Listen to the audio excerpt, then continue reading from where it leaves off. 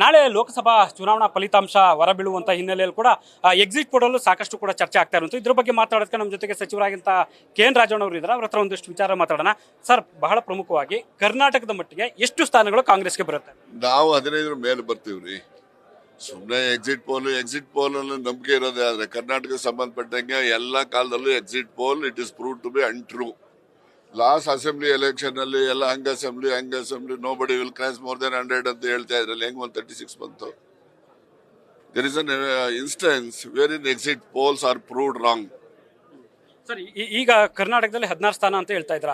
Exit poll 3, 4, 1, 7, 8 ಅಂಕಿಅಂಶಗಳು ಹೇಳ್ತಿದ್ದಾವೆ. ಆಯ್ತಲ್ಲ, assembly election 90 Congress 85 ಅಂತ ಹೇಳ್ತಿದ್ರಲ್ಲ, ಏನಾಯ್ತು? ಈ ಪಾರ್ಲಿಮೆಂಟ್ಗೂ ಅದೇ ತರ ಹೇಳ್ತಾವ್ರೆ. ಅದು ಬದಲಾವಣೆ ಆಗ. ಕೇಂದ್ರದಲ್ಲಿ ಎಷ್ಟು ಬರ್ಬೋದು ಇಂಡಿಯಾ ಒಕ್ಕೂಟ? ಇಂಡಿಯಾ ಒಕ್ಕೂಟ ನಮ್ಮ ಲೀಡರ್ ಹೇಳಿದ್ದಾರೆ 279 ಅಂತೆ. 279 ಬರುತ್ತೆ ಅಂತ ನಮ್ದು ವಿಶ್ವಾಸ ಇದೆ. ಸರ್, ಈಗ ಸಚಿವ ನಾಗೇಂದ್ರ ರಾಜೀನಾಮೆ ಕೊಡಬೇಕು ಅಂತ ಬಿಜೆಪಿಯವರು ಬಿಗಿಪಟ್ಟ ನೀಡಿದ್ದಾರೆ. ಆಯ್ತಲ್ಲಪ್ಪ, SIT ಇದೆ.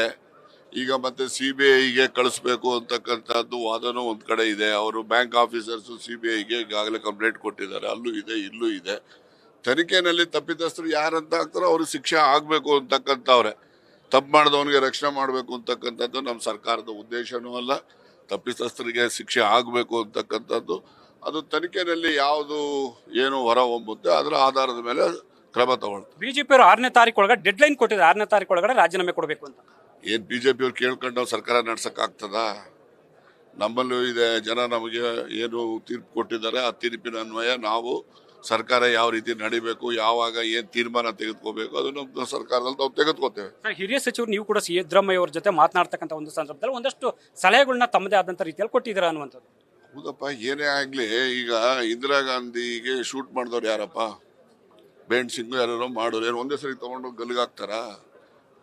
Due process of law should complete ಅಲ್ಲ, ಆ ತರ ಇದು ಅಷ್ಟೇನೆ.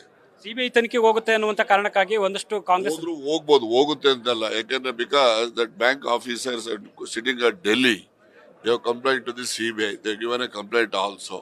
ಸೊ ಅಲ್ಲಿಗೆ ಕೇಂದ್ರದಲ್ಲೂ ಕೂಡ ಪ್ರೋಸ್ ಅಂಡ್ ಕಾನ್ಸ್ ಅವರು ಕೂಡ ಅದನ್ನು ವಿಚಾರ ಮಾಡಿದ್ರು. ನಮ್ಮಲ್ಲಿ ಈಗಾಗಲೇ SIT ಇದೆ, ದೇ ಆರ್ ಅಟ್ ಇಟ್. ಈಗಾಗಲೇ 2 ಅರೆಸ್ಟ್ ಮಾಡಿದ್ದಾರೆ, ಬೇರೆ ಸ್ಟೇಟ್ಮೆಂಟ್ ಎಲ್ಲ ತೆಗೆದುಕೊಳ್ತಾ ಇದ್ದಾರೆ. ಅದರಿಂದ ಈಗ ಅವರು ತನಿಖೆಯಲ್ಲಿ ನಾವು ಈ ತರ ಇದೆ ಆ ತರ ಇದೆ ಅಂತೇಳಿ ಸರ್ಕಾರದಿಂದ ಯಾರೇ ಪ್ರತಿನಿಧಿ ಏನೇ ಒಂದು ಅಭಿಪ್ರಾಯ ವ್ಯಕ್ತಪಡಿಸಿದ್ರು ಕೂಡ ತನಿಖೆಗೆ ಅಡ್ಡಿ ಆಗಬಾರ್ದು ಅಂತಕ್ಕಂಥ ದೃಷ್ಟಿಯಿಂದ ಯಾರು ಏನು ಅಭಿಪ್ರಾಯ KPCC ಅಧ್ಯಕ್ಷರಾಗಿ ಆಕಾಂಕ್ಷೆ ವ್ಯಕ್ತಪಡಿಸಿದ್ರ ಹೈಕಮಾಂಡ್ ಅಥವಾ CM DCM ಜೊತೆ ಚರ್ಚೆ ಮಾಡಿದ್ರ? ನಾನು ಯಾರ ಜೊತೆ ಚರ್ಚೆ ಮಾಡಿಲ್ಲ. That is my personal opinion. ನೀವು ಡೆಲ್ಲಿಗೆ ಏನಾದ್ರು ಹೋಗ್ತೀರಾ ಸರ್ ಈ ಹಿನ್ನೆಲೆಯಲ್ಲಿ ಮನವಿ ಮಾಡೋದಕ್ಕೆ? ನೋಡೋಣ, ಅವಶ್ಯಕತೆ ಬಿದ್ರೆ ಹೋಗೋಣ.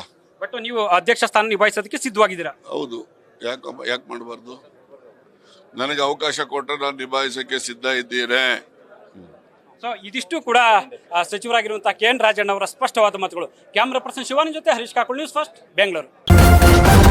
ನ್ಯೂಸ್ ಫಸ್ಟ್, ನಿರ್ಭೀತಿಯಿಂದ ನಿಮ್ಮ ಪರವಾಗಿ.